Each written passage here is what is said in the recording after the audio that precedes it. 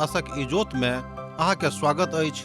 यह कार्यक्रम हमरा के एकटा अवसर प्रदान करैत छथि कि हम बाइबल सँ जुड़ल चीज के अध्ययन क सकी आ यह जानू कि हमरा जीवन के लेल परमेश्वर के इच्छा की अछि। ई उद्देश्य के संग हम यह कार्यक्रम अहाँ के लेल प्रस्तुत क रहल छी।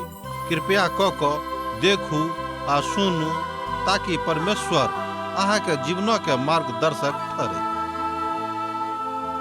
आशा के इजोत मैथिली कार्यक्रम में हम एक बेर और अहाँ के अभिनंदन प्रभु यीशु मसीह के मीठ आ पवित्र नाम से कह रहल छी। अहाँ सबके तो मालूमे अछि जे हमरा सब अखन दोसर तीमुथियुस के पोथी के अध्ययन कर रहल छी। आजुक दिन हमरा सब एही पोथी के तेसर अध्याय के 1 पद से ल क 9 पद धरि देखब। पौलुस एठाम एहि अध्याय में अपन प्रेरितक काजक अधिकार और विचारक मुक्तता का गप कऽ रहल छथि, प्रकट कऽ रहल छथि आर ओ प्रेरिताईक काजक नकारात्मक बातक सेहो बताबैत छथि जे प्रेरित भेलाक कारणे हुनका कोन कोन ठाम नकारात्मक अवस्था के सामना करऽ पड़लनि। एहिठाम हमरा लोकनि एहि अध्ययन के देखब। एहि हिसाब सँ अध्याय 3 के अध्ययन बहुत बहुत बेसी रुचिकर भऽ जाइत अछि। जँ अहाँ पवित्र पोथी के अध्ययन में रुचि राखैत छी तऽ अध्ययन सँ बहुत लाभ उठा सकलहुँ हैं। हमरा सभक लेल महत्वपूर्ण अध्याय ई अछि।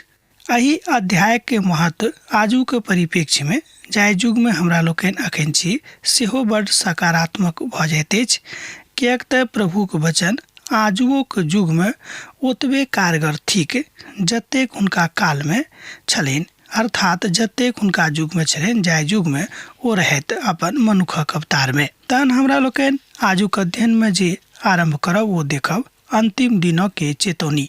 दोसर तीमुथियुस पोथी 3 अध्याय आ तकर 1 पद एहि तरह कहैत अछि, मुदा ध्यान राखब जे अंतिम समय में बड़ कठिन काल आयत। ई बात सेहो जानल जाइत अछि। पौलुस बाजि रहल छथि जे अंतिम काल में कलीसियाक अवस्था की भऽ जेतैक। ओ स्पष्ट गप कऽ रहल छथि जे आखिरी घड़ी में कलीसियाक दास आ हुनक दशा केहन भऽ जेतैक। दोसर गप में कलीसिया के दशा ओहि काल में अर्थात अंतिम घड़ी में कोन तरह के भऽ जेतैक। कलीसिया के अंतिम काल इसराइली के अंतिम कालक जकाँ नहि हैत, किएक तऽ एहि बातक विषय में पुरना नियमक पोथी में बेर बेर लिखल गेल अछि। पुरना नियमक पोथी में अंतिम दिनक अर्थ अछि युगक अंत वा आखिरी घड़ी के काल। एहि तरह संत पौलुस एहि बातक बड़ स्पष्ट एठाम कऽ रहल छथि जाहि बातक दुखक अर्थात महाकलेशक काल बतावल गेल अछि। कलीसिया के अंतिम घड़ी के अर्थ अछि कलीसिया के उठावल गेनाइ। ध्यान दियौ, कलीसिया के अंतिम घड़ी के अर्थ होइत अछि कलीसिया के उठावल गेनाइ अर्थात मंडली के उठावल गेनाइ। आ जे सेवा पौलुसक काल में कलीसिया में आरंभ भेल छल ओ तऽ लगातार चलैत रहतैक, एहिमे संदेह नहि।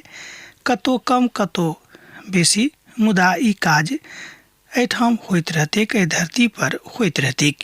किएक तऽ अंतिम दिन में ई एकटा बड़ तकलीफक बात हेतैक कि लोक प्रभु सँ अलग भऽ जेतैक। बहुत बेसी लोग मिथ्यावादी भऽ जेताह, बहुत बेसी लोग डिंगमार भऽ जेताह, बहुत बेसी लोग बढ़ि चढ़ कऽ गप करऽ वाला भऽ जेताह। पौलुस इफिसुस का अर्थात पौलुस इफिसुसक कलीसिया के एहि बातक चेतौनी देने रहथि कि अहाँ सब सावधान रहब। किछु झूठा भविष्यवक्ता सब सेहो आबि कऽ एहि संसारक मंडली के जे एहि संसार में प्रभुक मंडली छनि ओहि में प्रवेश कऽ जेताह आ हुनका सभक मनक एम्हर उम्हर कऽ देतैक। प्रेरितक पोथी तकर 20 अध्याय 29 पद आ 30 पद में एहि बातक बखान भेटैत अछि। ओहि बातक ओहिठाम बड़ सृजनात्मक प्रक्रिया का हमरा लोकनि देख सकैत छी जाहि संवादक ओहिठाम संत पौलुस कलीसिया के दऽ रहल छथि। किएक तऽ ओ कलीसिया में प्रवेश कऽ कऽ अपन बातक बताबैत छथि। किएक तऽ झूठाक भविष्यवक्ता अर्थात मिथ्यावादी भविष्यवक्ता और मिथ्यावादी शिक्षकक बहुत बढ़ोतरी भऽ जेतैक। एहि बातक बड़ स्पष्ट चित्रण हमरा लोकनि एहिठाम संत पौलुसक एहि पोथी में देखैत छी। एहि तरह हमरा लोकनि प्रेरित काज तकर 20 अध्याय तकर 29 पद में देखै छी, हम जानै छी जे हमरा गेलाक बाद फाड़ऽवला भेड़िया अहाँके मध्य में औताह आ झुंडके एहिठाम ओ नहीं छोड़तीक। किएक तऽ ई बात आरंभ में नहीं अछि। शैतान तरह तरह के उपाय कऽ कऽ अपन काज करैत रहैत, अर्थात शैतान बहुत तरह के उपाय कऽ कऽ अपन काजक आगाँ चलाबैत रहत, ओ पाछू नहीं हटत। जेना हमरा लोकनि कहै छी जे प्रभु काज में हमरा सब पाछू नहीं हटब, एही तरह शैतान सेहो बाजि रहल अछि जे हमहूँ अपन काज में पाछा नहीं हटब, हमहूँ काज करते रहब। किएक तऽ मनुख स्वार्थी, लोभी, अहंकारी, उदंड, परमेश्वरक निंदा करऽवला, माता पिता का आज्ञा नहीं मानऽवला, कृतघ्न, अपवित्र, नेह रहित, क्षमा रहित, पर निंदक, असंजमी, क्रूर और भलाई से घृणा करऽवला। एहि बातक हमरा लोकनि एहिठाम 2 तीमुथियुसक पोथी तकर 3 अध्याय के 2 आ 3 पद में देखै छी। विश्वासघाती, ढीठ, मिथ्याभिमानी, परमेश्वर से प्रेम करऽवला अपेक्षा सुख विलास से प्रेम करऽवला होइताह। एहि बातक हमरा लोकनि एहिठाम 2 तीमुथियुसक पोथी 3 अध्याय के 4 पद में देखै छी। जँ अहाँके लग पवित्र पोथी बाइबिल अछि तऽ हमरा संगे एक बेर आर देखियो 2 तीमुथियुसक पोथी तकर 3 अध्याय के 4 पद के। विश्वासघाती, ढीठ, मिथ्याभिमानी, परमेश्वर से प्रेम करबाक अपेक्षा सुख विलास से प्रेम करऽवला हेताह। कलीसिया में अर्थात मंडली में एहि तरहक लोकक बेसी भऽ जेतैक, अर्थात अहाँ बाजि सकै छी कि मंडली में एही तरहक लोकक संख्या बढ़ैत जेतैक, बेसी संख्या हुनके भऽ जेतैन, और एहि तरह मनुखक विश्वास अंतिम काल में कमजोर आ खराब भऽ जेतैक। ई सब मिला कऽ 19टा शब्द अछि जे अंतिम कालक अवस्था के विषय में अभिव्यक्ति करैत अछि। ध्यान दियौ, ई सबटा मिला कऽ 19टा शब्द अछि जे अंतिम कालक के अवस्था के विषय में अभिव्यक्ति करन कऽ रहल अछि। लोक अब स्वार्थी भऽ जेताह, ने रहित भऽ जेताह, अपना आप से प्रेम करऽवला के संख्या बड़ बढ़ि जेतैक, आ एहिके बाद आजुक गवाही के दिन ओहि काल में कने कमजोर पड़ि जेतैक। एक गोटे एहि बातक खोजबीन कऽ रहल छलाह, तहन हुनका भेटलनि कि ओहि काल में 95% लोक पूर्ण रीति से अपना आप के एही बात में आनंदित कऽ लेतिक। किएक तऽ अब स्वार्थी के संख्या बढ़ि जेतैक। अब स्वार्थी लोग एहन भऽ जेताह जे अपने स्वार्थ में लागल रहता, आ दूसरा के प्रति हुनका जिंदगी में कोनो तरह के चिंता, कोनो तरह के बात नहीं रहतैन। आजुक दिनक विषयक हमरा लोकनि एहिठाम देखै छी जे लोकक जिंदगी के बड़ संदेहात्मक कऽ देतैक, आ मनुख बड़ कमजोर भऽ जेताह। दोसर शब्द अछि ओहि बातक लेल ओ शब्द थिक कॉन्वेटियस, जेकर अर्थ होइत अछि लोभी। एक और अर्थ होइत अछि टाका पैसा सँ अथाह प्रेम करऽवला। एकर शब्दक अर्थ होइत अछि लोभी। दोसर शब्द में एहि शब्दक अर्थ होइत अछि टाका पैसा सँ अथाह प्रेम करऽवला। किएक तऽ पूर्ण स्वभाव टाका पैसा के प्रति बड़ बातक कहैत अछि, आ एही बातक पौलुस पहिल तीमुथियुसक पोथी 6 अध्याय के 10 पद में सेहो बाजने रहैत। टाका पैसा के मोह सब प्रकार के बुराई के जड़ अछि। एहि बातक हमरा लोकनि देखने छलहुँ हैं पहिल तीमुथियुसक पोथी 6 अध्याय के 10 पद में।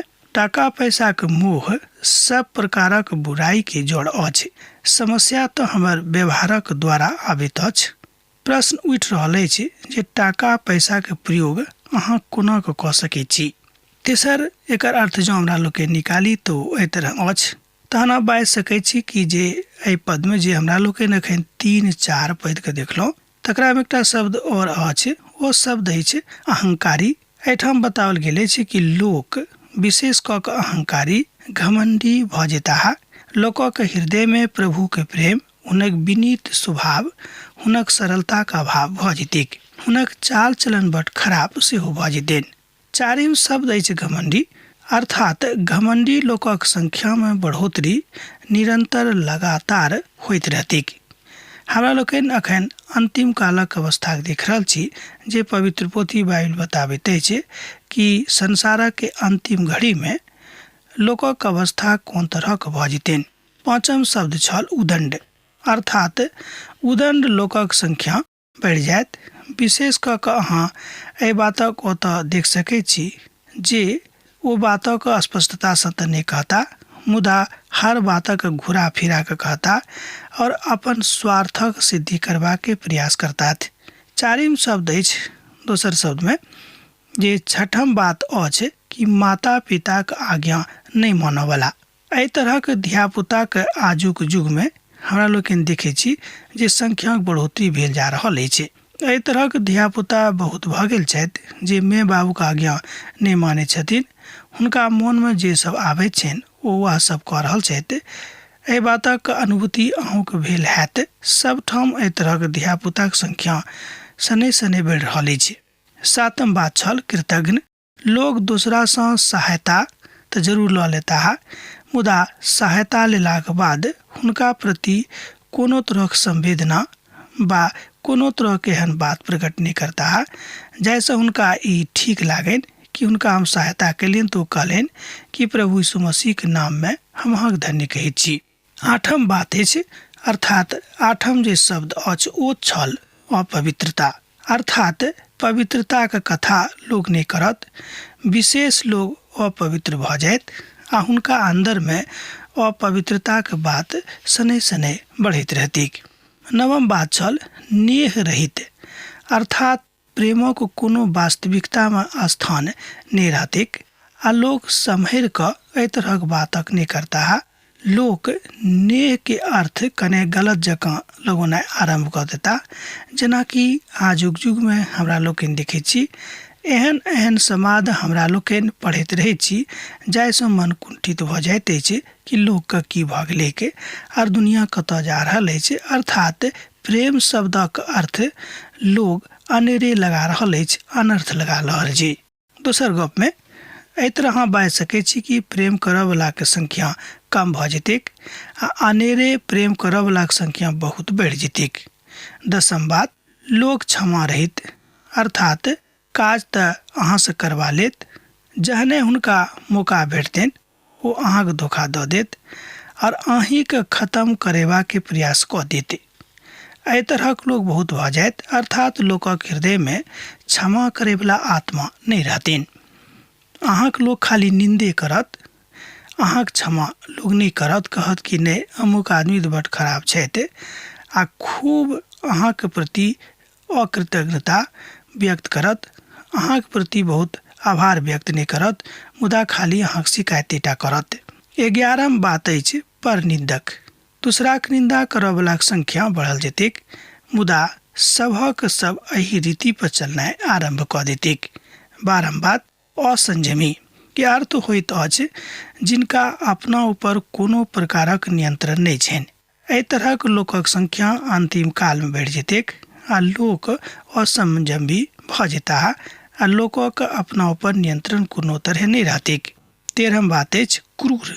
आजुक युग में क्रूर लोकक संख्या बढ़ल जा रहल अछि। हमरा लोकनि देखै छी कि जँ अहाँ देखबै संसार में बाजार में घूमि कऽ तऽ पाएब कि लोक क्रूर भेल जा रहल छथि। लोकक हृदय से प्रेम दया के स्थान बड कम भेल जा रहल छनि। अहाँ बा हम जानै छी जे आजुक दिन में लोक कतेक निर्दयी भेल जा रहल छथि। ओ दिन में तऽ सुरक्षित नहीं रहैत छथि तऽ राति में कतऽसँ सुरक्षित रहता, किएक तऽ क्रूर लोकक संख्या, निर्दयी लोकक संख्या बढ़ल जा रहल अछि। 14म बात छल भलाई सँ घृणा करऽ वाला, अर्थात जे भलाई करैत छथि हुनका प्रति हुनका हृदय में कोनो तरहक आदर भाव नहीं रहैत छनि, उल्टे हुनका प्रति हुनका हृदय में घृणा आबि जाइत छनि जे केओ भलाई के काज करैत छथि। लोक कहता कि यौ अहाँ आजुक युग में पागल भऽ गेल छी जे लोकक भलाई में लागल छी। 15म बात छल ओहिठाम विश्वासघाती, अर्थात बड़ आसानी सँ अहाँके धोखा देबऽ वाला के संख्या बढ़ि जायत। एहि तरहक लोकक संख्या अंतिम काल में बढ़ि जेतै, अहाँ से काज निकालि लेत आ खूब आराम से हँसि कऽ अहाँके सन्मुखे में अहाँके धोखा दऽ देत, कहत कि यौ हमर तब काज निकलि गेल अब ऐसा हमरा की मतलब अहाँ मरू वा अहाँ जिंदा रहूं।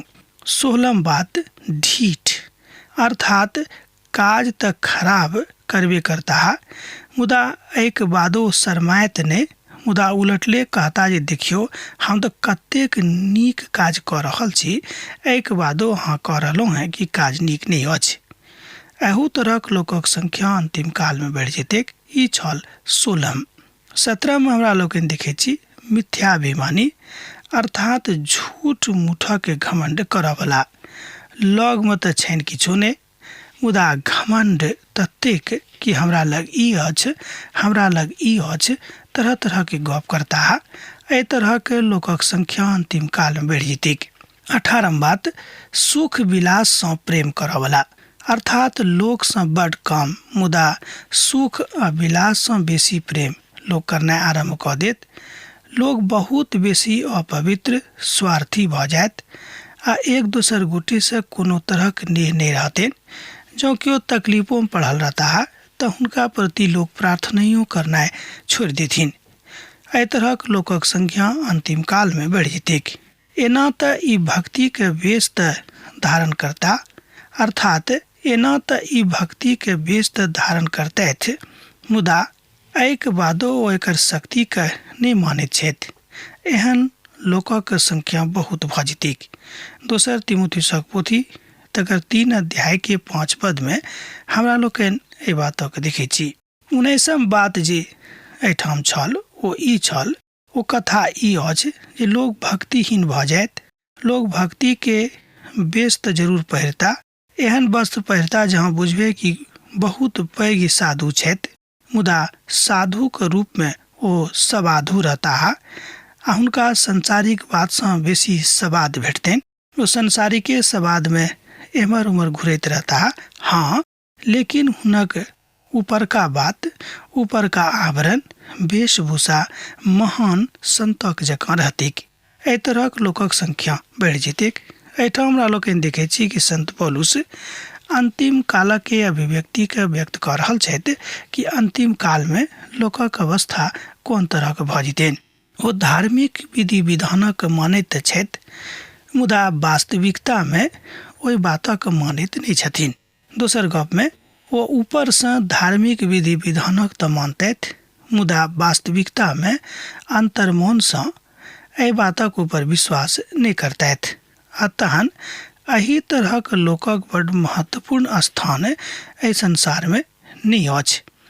ई प्रभुक दिस छैक, मुदा आजुक युग में एही तरहक लोकक अवस्था बड़ बढ़ि जेतैक। हुनक संख्या दिन ब दिन बढ़ैत जेतैक आ ओ संसार से बहुत आदर पावे जेता आ लोग देखा देखी में हुनके जकाँ भेल जेतैक।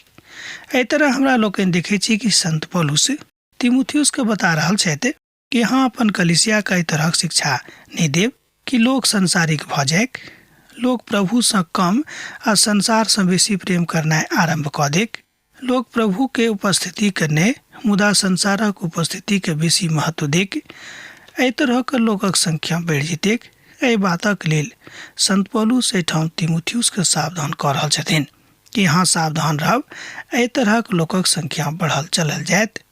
मुदा एहि बात से निराश नहीं हो, किएक तऽ उद्धारकर्ता परमेश्वर, सृष्टिकर्ता परमेश्वर आर समस्त मनुख जाति के लेल अपन प्राण देवला परमेश्वरक एकलौता पुत्र अहाँक संगे छथि, अर्थात प्रभु यीशु मसीह अहाँक संगे थिकाहा। किएक तऽ एहि में आ लोग सब छथि जे बाड़ी में दबल पाँव घुस आबैत छथि आर ओहि दुर्बल स्त्री के बाट सँ कऽ लैत छथि जे पाप सँ दाबल और बहुत प्रकारक दुर्वासना से पड़ल रहैत छथि, अर्थात वही में फंस कऽ अपन जिंदगी के गंवा दैत छथि। एहि बातक अहाँ एहिठाम दोसर तीमुथियुसक पोथी 3 अध्याय के 6 पद में पढ़ि कऽ सत्यापन कऽ सकलहुँ हैं। जँ अहाँके लग पवित्र बाइबिल अछि तहन अहाँ दोसर तीमुथियुसक पोथी 3 अध्याय के 6 पद के पढ़ि लिअ। आगाँ एहि तरह हमरा लोकनि देखै छी जे पद 7 में अछि। हम अहाँके लेल पद 7 पढ़ि रहलहुँ, हमरा संगे देखियौ पद 7 के। जे सर्वदा सीखैत रहैत छथि, मुदा ओ सत्तक पहिना धरि कहियो नहीं पहुँचैत छथि। एहि तरह हमरा लोकनि देखै छी कि ओ सर्वदा सीखैत रहैत छथि, मुदा ओ सत्य के पहिना धरि कहियो नहि पहुँचैत छथि। एकर मतलब यह भेलै कि ऊपरका मनसँ, ऊपरका मनुखत्वसँ ओ भक्ति के वेश धारण कऽ लैत छथि, मुदा भक्ति के शक्ति के नहि चिन्हैत छथि और अपन आचरण ऊपरसँ भक्त जकाँ आर अंतर मोनसँ अभक्त जकाँ करैत छथि। एहिठाम व्यभिचारी स्त्री के कथा भऽ सकैत अछि। अहूँके जँ भेंट भेल हैत, बहुत एहन व्यभिचारिणी स्त्री छथि जे ऊपरसँ बहुत बेसी भक्ति के वेश धारण कऽ लैत छथिन, मुदा हुनक अंतर मन उचित नहि रहैत छनि, हुनक अंतर मन पवित्र नहि रहैत छनि, हुनक अंतर मनमे प्रभुक कोनो स्थान नहि रहैत छनि, मुदा संसारक देखावे के लेल ओ ऊपर मनसँ भक्ति के वेश धारण कऽ लैत छथि। एहि तरहक लोकसँ सावधान रहबाक अछि। खाली स्त्रीए नहि, एहि तरहक पुरुष सेहो छथि जे ऊपरसँ भक्ति के वेश धारण कऽ लैत छथि, मुदा भक्तिक शक्ति के नहि चिन्हैत छथि आ नहि प्रभुक संगति के महत्व के बुझैत छथि। ओ अंतर मनसँ खूब खराब आ व्यभिचारी भऽ जाइत छथि।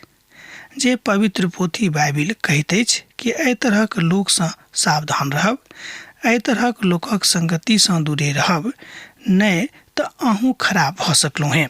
पवित्र पोथी बाइबिल कहैत अछि कि नीक चरित्र के खराब संगति खराब कऽ दैत अछि। खराब लोकक संगतिमे बैस कऽ, खराब लोकक संगतिमे पड़ि कऽ अनेरे नीको लोक खराब भऽ जाइत छथि। एहि तरहक ओहिठाम अभिव्यक्ति रहैत अछि।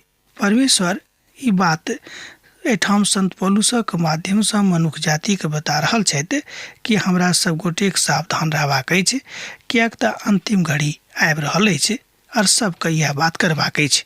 अब तऽ अहाँसँ विदा होइके हमर बेरा भऽ गेल, हमरा विदा दिअ। अहाँसँ दोसर दिन हमर पुनः भेंट होइत दोसर कार्यक्रममे। जेना अहाँसब हमरा एहिठाम पाती लिखैत रहैत छी, हमरा लिखैत रहब, हमरा बिसरायब नहि।